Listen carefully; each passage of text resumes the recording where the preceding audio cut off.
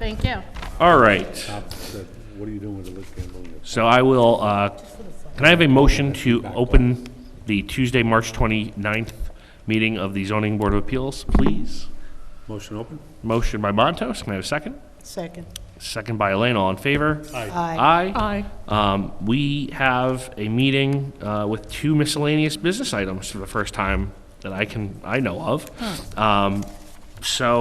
As these, well, let's do this first. So we received minutes from is it the January meeting? Is that Yes. right? The January meeting. Has anybody have any comments, concerns, edits for the minutes? If not, can I have a motion to accept the minutes, please? Motion to accept. Motion. Second. And second. All in favor? Aye. All right. And then I guess we don't really need motions for these miscellaneous business items. These are not public hearings. So, Mr. Palmer, if you will go by the agenda, please. Good evening, Mr. Chairman, members of the board. For the record, Taylor Palmer with the law firm of Cuddy and Fader. Thank you all for joining us this evening.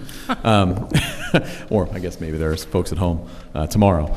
Tonight I'm here before you to request a 6-month extension of the zoning board's approvals for the 152 to 158 Fishkill Avenue property. That, for your recollection, is the Blue House and Double D's Auto, who was before you for certain limited variance relief related to retaining walls for the property.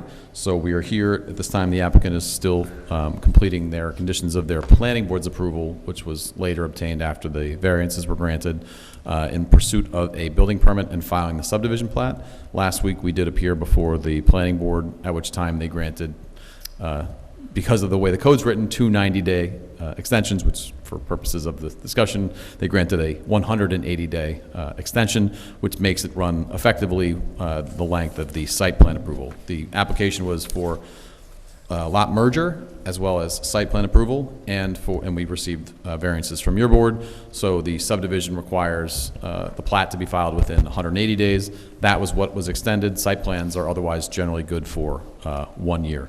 So we are seeking a 6-month extension of the zoning board's approval of that application to pursue completing those conditions at the planning board level.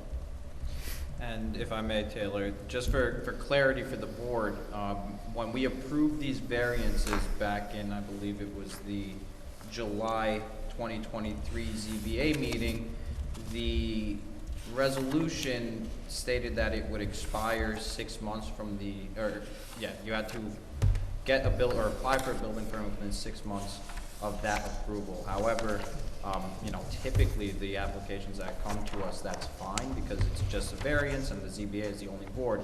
But because this has planning board involvement, typically what you want in that situation is 6 months from the final land use approval, because that makes sense. It doesn't make sense for the ZBA resolution to expire.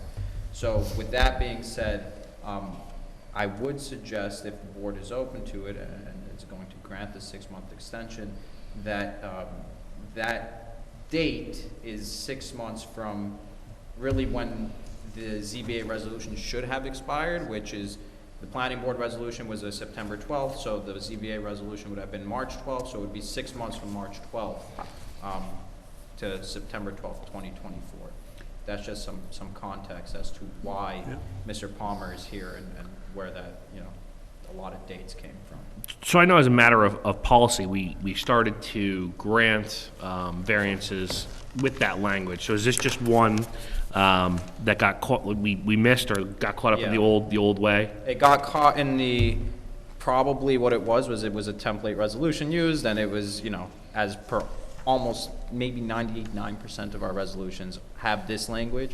This is the one that slipped through and that requires the planning board approval. So from the very beginning, it should have said 6 months from the last land use approval. That's standard practice. And go ahead.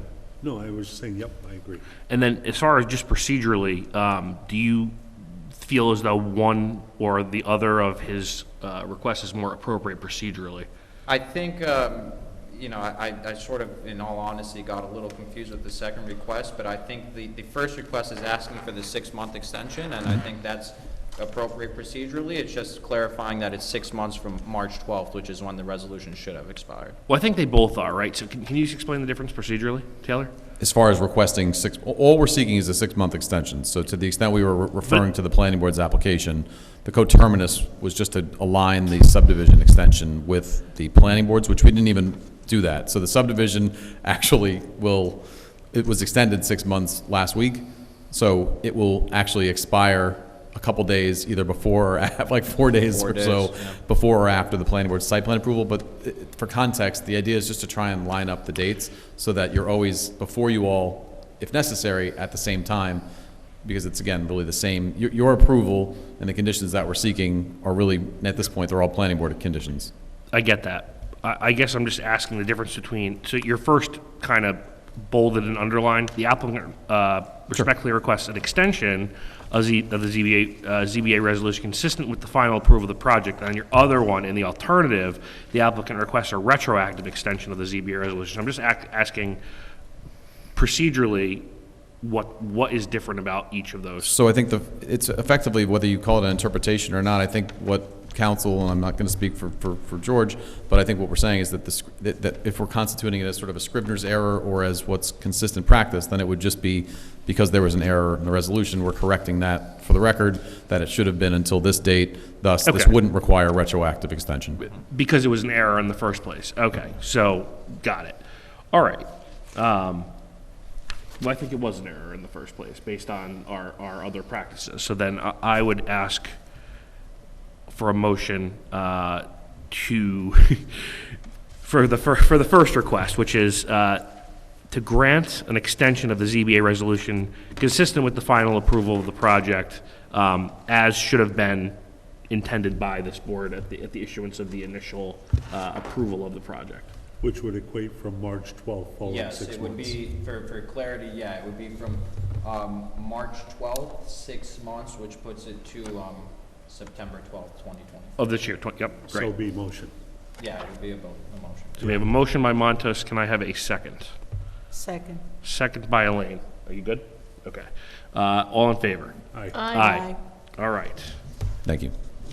And of course, I need not say this, but your board can certainly decide in any future application how to manage that. For example, the Edgewater project, because it was 7 buildings, there was very bizarre, like, in 2 years you have to, in 5 years you have to. So those are, how it applies, it can certainly be unique.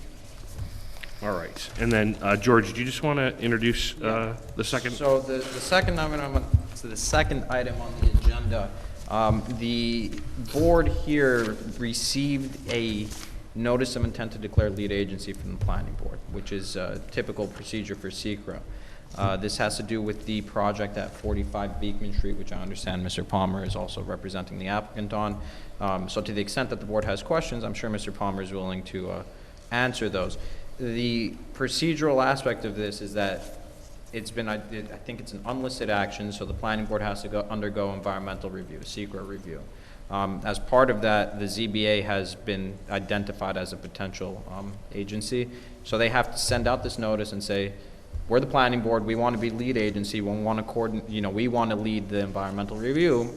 ZBA or any other involved agency, if you have an issue, let us know. If not, we'll take the lead on this. My understanding is that the ZBA is listed as a potential agency based on the potential for variances. There's no guarantee that there will be variances. From what I understand, there's a right-of-way issue kind of deal going on, so it might never come before the ZBA. But because of SECRA and its requirements, that is what our notice came for, and that's why it's before us.